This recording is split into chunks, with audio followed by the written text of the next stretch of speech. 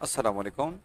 तो स्टूडेंट्स बेटा, आज हमारे पास हमने अपने नरेशन की टॉपिक की शुरुआत करनी है। और बेटा again just like active passive, बेटा मैं आपको नरेशन के भी जो भी आपके लेक्चर्स होंगे, मैं आपको बेटा उसमें लिंक प्रोवाइड करूंगा बेटा ड्राइव का, जहाँ से आपने नरेशन के असाइनमेंट, बेटा और भी फाइल्स होंगी, लेकिन आपने जो कॉपी वहाँ से कॉपी करना है, डाउनलोड करना है बेटा, वो आपके पास नरेशन का असाइनमेंट होगा।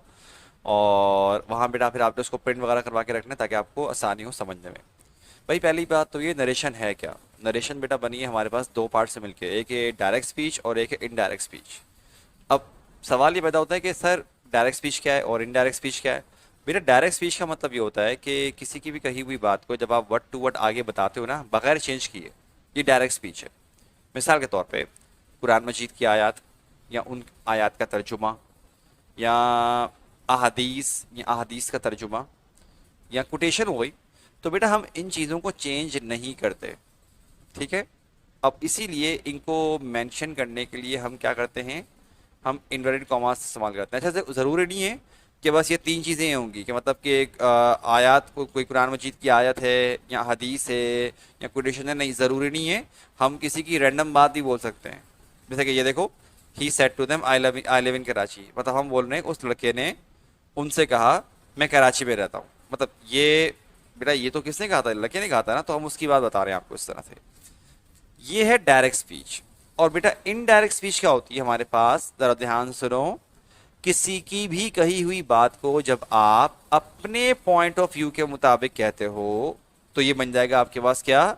इनडायरेक्ट स्पीच बन जाएगा। अच्छा, अब जरा गौर करो।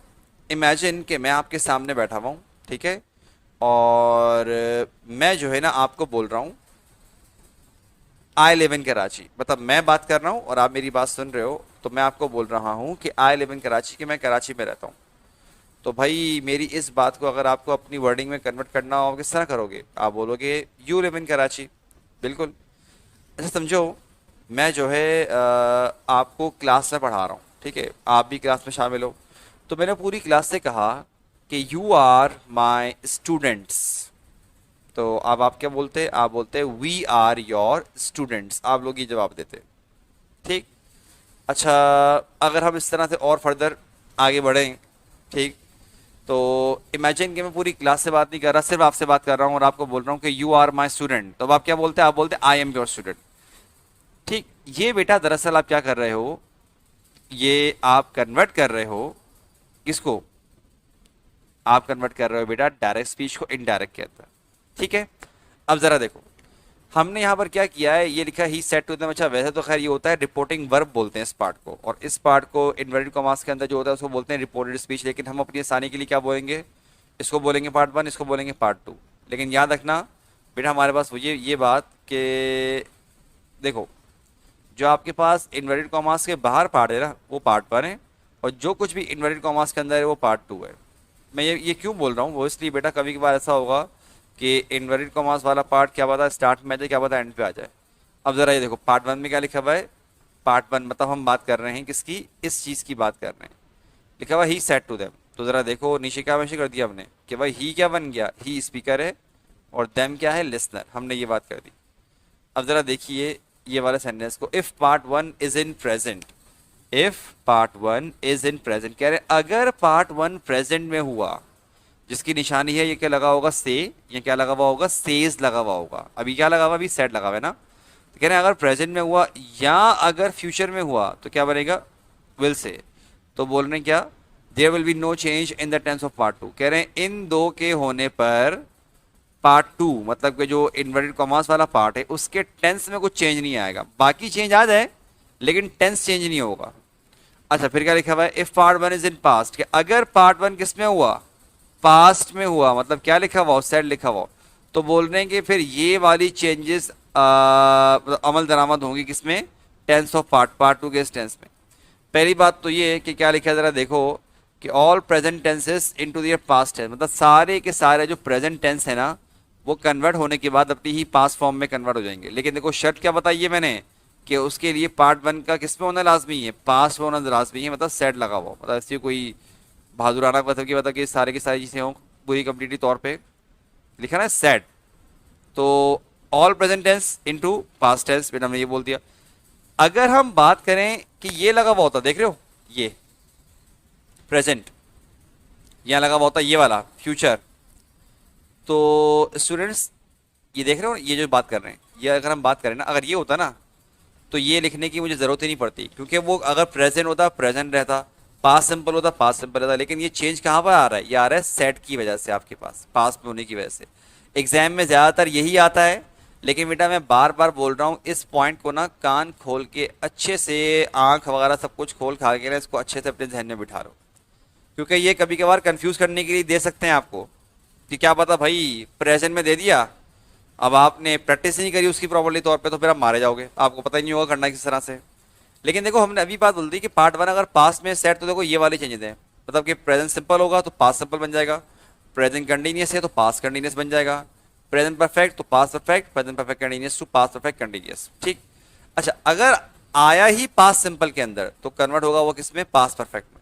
अच्छा भाई, अगर आया पास्ट कंटिन्यूस में तो क्या बनेगा, तो बनेगा पास्ट परफेक्ट कंटिन्यूस। फिर बोल रहे हैं कि भाई अगर ये दो आ गए ना, पास्ट परफेक्ट आ गया या पास्ट परफेक्ट कंटिन्यूस आ गया, तो इन दो की बारी में टेंस के अंदर चेंज नहीं करोगे आप। और फिर क्या बोल रहे हैं भाई कि विल चेंज होगा किसके अंदर, वुड के अंदर चेंज होगा। आगे लिखा है पार्ट टू। भाई पार्ट टू के अंदर हमारे पास क्या बोल रहे हैं कि आपने जो टाइप चेंज करनी है, टाइप चेंज करने का मतलब ये कि बेटा जो हमारे पास जब सेंटेंस आया हुआ होता है ना, उसको हम चेंज करते हैं, तो भाई याद रखना अफर्मेटिव डायरेक्ट स्पीच से कन्वर्ट होने के बाद अफर्मेटिव रहता है, और नेगेटिव नेगेटिव। लेकिन इंटेरोगेटिव कन्वर्ट होने के बाद क्या बन जाता है, अफर्मेटिव बनता है, और इंट्रोनेगेटिव क्या बनता है, नेगेटिव बनता है। नाउ लिसन, इसको यूं याद रख लो कि अगर इन्वर्टेड कॉमास के अंदर नॉट है तो नेगेटिव बनेगा, नॉट नहीं है तो अफर्मेटिव बनेगा।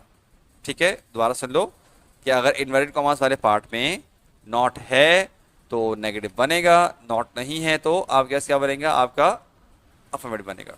ठीक। अगला आ जाओ बेटा, अब जरा यहाँ देखो क्या लिखा हुआ है। कह रहे anything related to first person is change according to the speaker. कह रहे अगर पहली बात तो ये कि फर्स्ट पर्सन होता क्या क्या है बेटा, ये आपके पास फर्स्ट पर्सन है वी, और हमारे पास बेटा आई, ये फर्स्ट पर्सन है। ठीक। लेकिन देखो हमने यहाँ लिखा anything related to first person, मतलब अब एनीथिंग रिलेट का मतलब आई से बनता है, मी बनता है, माई बनता है, माइन बनता है, माई सेल्फ बनता है।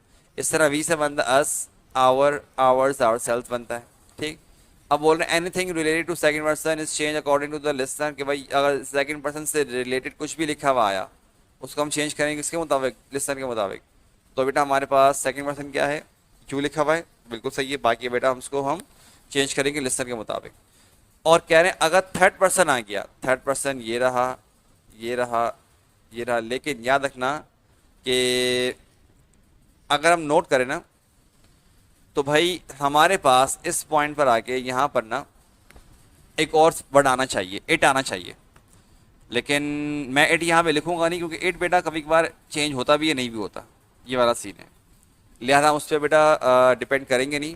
ज़रा देखो, अगर हम बात करें ही से निकलता है हिम, हिज, हिमसेल्फ। शी से निकलता है हर, हर्स, हरसेल्फ। देयर से निकलता है देम, देयर, देयर्स, देमसेल्फ। यहाँ कोई नाम आ गया तो देखो, अगर ये वाला अगर आप पढ़ सकते हो तो बेटा इसका मतलब है आपको बाकी भी आपको समझने में आसानी होनी चाहिए, कोई इतनी बड़ी बात नहीं है। लेकिन बोल रहे थर्ड पर्सन चेंज नहीं होगा। मैं आपको उसकी एग्जाम्पल देता हूँ। अगर मैं आपके समझो, मैं आपके सामने बैठा हुआ हूँ और मैंने आपसे बात कर रहा हूँ, मैं बोल रहा हूँ भाई कि दे आर माई स्टूडेंट्स, तो अब आप क्या बोलोगे, आप बोलोगे दे आर योर स्टूडेंट्स। ठीक है। अच्छा, मैं अगर बोलूँ आपसे आई टीच दैम, आप बोलोगे सर यू टीच दैम। मैं बोल रहा हूँ कि आई टीच देयर सिस्टर, मैं उनकी सिस्टर वगैरह की जो है मतलब कि उनको मैं पढ़ाता हूँ। ठीक है, आई टीच देयर सिस्टर। तो बेटा देखो ये चेंज नहीं हो रहा। और सिमिलरली अगर हम बात नोट करें तो इसके नीचे एक बॉक्स गिवन है, ये आप देख सकते हो। बेटा ये वाले बॉक्स आपको मल्टीपल टाइम देखना पड़ेगा। ठीक है, आगे आके ये सारी चेंजेस है बेटा जो इन वर्ड में चेंज होते हैं डायरेक्ट स्पीच को इनडायरेक्ट में कन्वर्ट करने के बाद। सही है, तो बेटा इसको अपना ध्यान रखिएगा। हम इंशाल्लाह बेटा नेक्स्ट लेक्चर में एक अलग चीज़ का शुरू करेंगे। ठीक है, इसको अपना बेटा बेस्ट ऑफ लक। इंशाल्लाह बेटा नेक्स्ट लेक्चर मिलते हैं। अस्सलाम वालेकुम एंड अल्लाह हाफिज़।